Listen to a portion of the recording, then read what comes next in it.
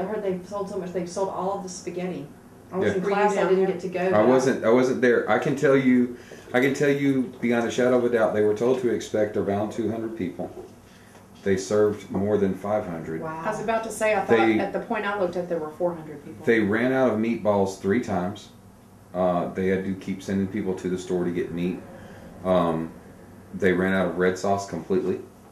That's right. They prepared way more food than they were supposed to. And let me just say, I put this on Facebook just a little while ago. That's the Vicksburg that I know. Yes. People helping people, businesses Yes. helping businesses, neighbor helping neighbors. And do you think it's going to be on the 6 o'clock news tonight? No. No. Nor is it going to be in the Clarion Ledger. Nor is it maybe going to be. It could be. But my point is, all this trash that we see on TV about Vicksburg, and again, I understand why they report it. It's news.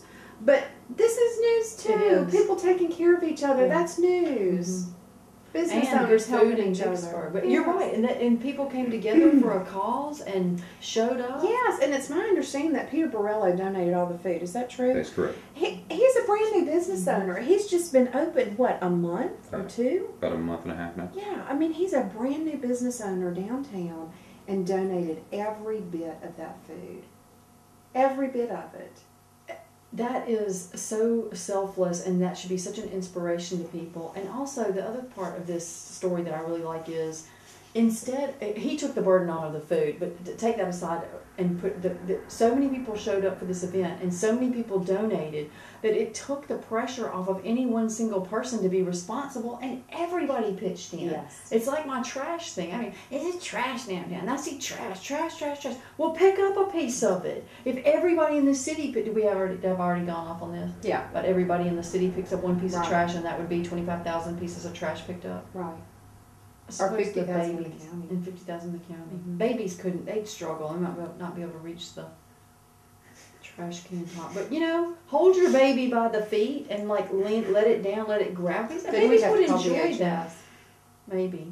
Just tell them, you know what, it was a one-time thing, it was just one piece of trash. But It was a that's- great event. It's awesome. And I was just, I like you, I was inspired by it. I loved it. That's the Vicksburg that we all know and live every day. Yes. That is what we know about Vicksburg. That is who we are and what we do. Yes. Not this other stuff. Those are little things that happen. This is the identity of who we are. And also that is, look over here. Look over here, Robin. Yeah. Look over here, look Right. over here, look over here. Right. It's a Speaking of distraction. news, I wanted to ask you, because I was looking through the paper, and I saw that Dr. Swinford had interviewed for another job, and I was sad. I mean, that's exciting for her, and Tuscaloosa is a big Well, city, actually, I but- don't think she's interviewed. I was just reading that in the paper today. And, you know, it was 2 days in a row. Yes, that- I didn't get to read the. One day it came out that she had been selected for the top 5 in Tuscaloosa County, I believe. I'm not 100% sure about that. And then the next day in the paper, it said she was in the top 5 for Lee County, which is also in Alabama. I did not know that part. Yeah. So, you know what? I think it's devastating for our school district. If this is the best thing for Dr. Swinford, I understand that because we all have to do what's best for ourselves and our families and our future. I totally get that and I totally understand it. And she has done remarkable things for our school district. I did send her a text message and told her I'd been down on my knees begging God to lead her to stay here. Lead her. Oh, okay, got it. I was thinking, first I thought you were saying, no, at first I thought you were saying lead her away, and then I'm doing. You What co-host? is wrong with her today? You co-host? Yes. Take your hat off, Bubba. I was thinking about lead her, and I'm like, wait a minute, lead her away. But then you said to stay here. I had I had some serious cognitive dissonance that I haven't resolved now. What'd you say? No, you don't. Cognitive dissonance, because I thought lead her, but then to stay. I just hadn't heard anybody use that Cognitive phrase in a dissonance. very, very long time. I love that term. I think it is very useful. You have been a big supporter of Dr. Swinford and have worked to help with some projects in the school system, and I know that y'all, or I believe that y'all are friends, and so I'm sure that's hard to see that she would possibly be thinking about leaving. And I think she's... I just think it's a big hit for our school system. Oh, yeah. And again, I think she needs to do what's best for her and her family. And I understand that and support her in that. And but gosh, I would hate to see her go. I really would. I was in the school system this week over at Warren Central doing some driver safety training with the driver's ed classes. And this is the week before their prom. And last month I was at Vicksburg High School doing the same thing. And you know, those types of activities have come from her taking the initiative to put together a consortium of people. I was not the only person in there this week speaking. Martin Pace was there, Walter Armstrong was there. The Mississippi, I can't remember what, not DMV, but DOT, Department of Transportation, was there with a simulator that the kids could go in and it would simulate having an accident. I read about that. They really... Beth Ann Wade, who is working in the school system, and Susan Mandarino all have worked together along with the principals and some other leaders in the community to really say, look, we've got to address this issue of teen fatalities in our county. And that really has been the initiative and the thought of Dr. Swinford. You know, and that's what I think she's done such a great job with so many things, but she really sincerely, genuinely cares about those kids and their families. She's at their house when these things happen. She goes to see the parents. And you know, when you've got a school system of 9,000 children, how can you do that? But she does. She just does. I think that's you know, that's what she does because that's who she is. It is. You know, we're going to have a mayoral debate. Vicksburg Daily News is going good. Yes. to. Okay. Chris is working on that right now, and I think maybe I'm going to be the moderator. Yes. Okay. We haven't worked out all the details yet, but we're working on it's going to be very soon. Okay. Do you think people will come to that? I hope that people will come because I hope that right now that people have been paying attention to what's going on in our city on a lot of different levels, and that they have seen that they need to get involved and they need to make informed decisions and take action. Because here's the thing, you can elect a good leader, you can get good people in the school district, you can do these different things, but if you don't get involved, it's just going to fade away. Vicksburg is vulnerable. And we need to make sure that we are looking to see how can we sort of build ourselves back up and move forward. And I think everybody should have input in that. That's important. But Lenny, I don't agree. I don't think Vicksburg is vulnerable. I think there's a perception that we're vulnerable.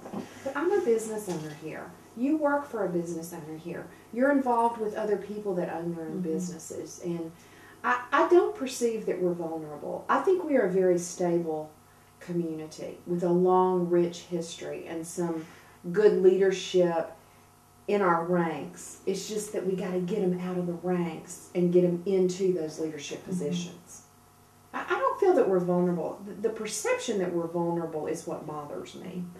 I agree about the perception. I think that we are, when I say we're vulnerable, I do think that we're vulnerable in that we're sort of at a critical point where we need to take action. But I think that one of the reasons why we are in the situation we are in now is because of the perception and the attitudes. Yes. I think that we are walking around with our chins down and focusing on the negative and therefore sort of bringing in more negative. And I think that we all could benefit from a little bit of an attitude adjustment. And maybe pull up our apathy. bootstraps. And maybe apathy has gotten us there. Yes. And it's time, no more apathy. Action. Not Yes, apathy. action. I love it. Action, not apathy. Yes. And look to see. Okay, I want. What can I do? You know, we've talked about happiness, and we've talked about this, that, and the other. And again, with responsibility, it starts with you. It starts with me, and then it goes forward. So I think people have a responsibility to come and become informed and attend these kind of events. And I know that y'all will do a fantastic job. Well, I hope people will come. I really hope that all the candidates will participate. And we're drafting a letter to them to invite them and kind of establish the rules of the game. Because we don't want it to be nasty. We want it to be helpful and informative and educational and transparent, but not nasty, because nasty is not what we're going for. You know who hurts when you're nasty? It's not the candidate, it's the community. That's who hurts. When you sling mud and when you're nasty to each other in a political election, the people who need you the most are hurt the most. And I hope that people can see that. I do too. All right, I know you have one thing, but I have to read this to y'all. I've been holding on to this for quite a while. I've seen that little slip of paper. Yeah. You're not going to believe this, really. Okay. Let me straighten. I'm just reading. And this, I've never heard of this person, but apparently she's somebody famous. This tells you I'm old and out of touch. Actress Tilda Swinton. I love her. See? Told you. She's a good actress. Yeah, wait to hear what she did. Uh-oh. Is performing The Art of Sleeping at New York City's Museum of Modern Art. Have you heard about this? You heard about it? No, but I love it. A museum spokeswoman said the Moonrise Kingdom star presented her one-person piece called The Maybe on Saturday. I mean, I've had this a while. The Maybe? In The Maybe, you ready? I'm ready. Swinton lies sleeping in a glass box for the day.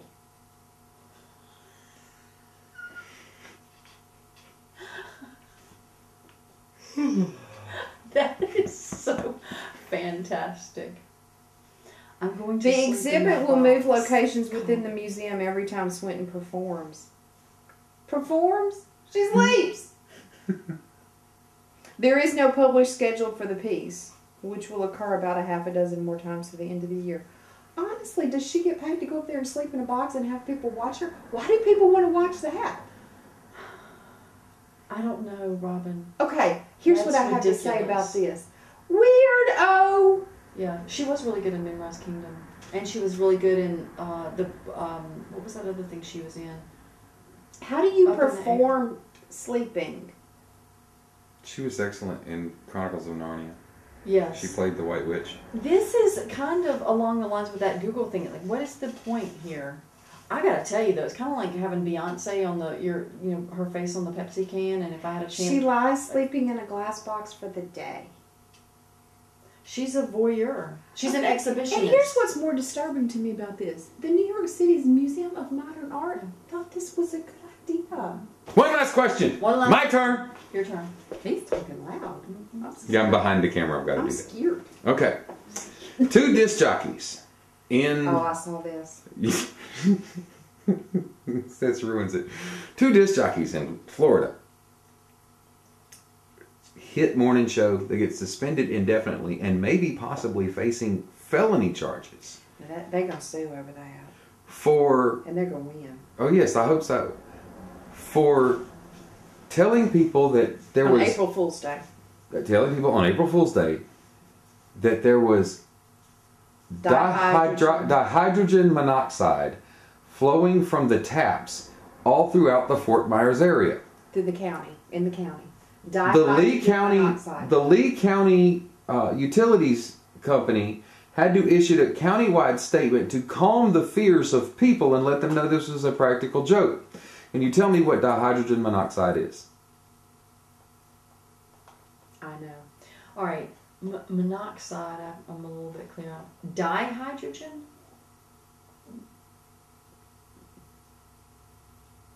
What comes out of your water faucet, Lenny? Water. Bingo.